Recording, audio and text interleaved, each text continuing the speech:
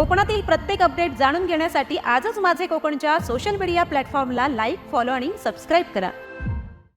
सिंधुदुर्ग जिल्ह्यातील कणकवली उपजिल्हा रुग्णालयात गेल्या 6 महिन्यांपासून स्त्रीरोग तज्ज्ञांची मोठी कमतरता भासत असल्याने आरोग्य यंत्रणेचे वाभाडे निघालेले आहेत। कणकवलीसह वैभववाडी आणि देवगड या 3 तालुक्यातील गरोदर महिलांची यामुळे प्रचंड हेळसांड होत आहे।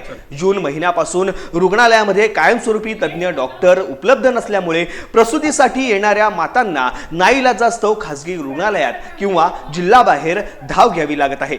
अत्यंत धक्कादायक बाब म्हणजे वेळेत उपचार न मिळाल्याने अलीकडे काही महिलांची प्रसूती चक्क रुग्णवाहिकेतच झालेली आहे। दर गुरुवारी होणारी सोनोग्राफी वगळता तातडीच्या प्रसूतीसाठी येथे एकही तज्ज्ञ उपलब्ध नाहीये।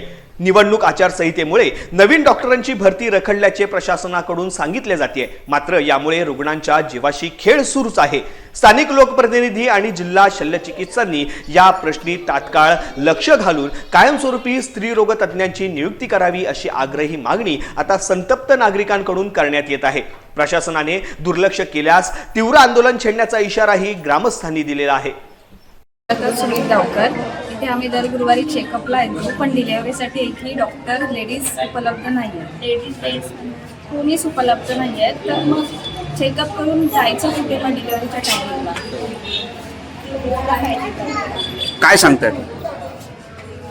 कोणीतरी डॉक्टर उपलब्ध हवेत ना इमर्जन्सीसाठी।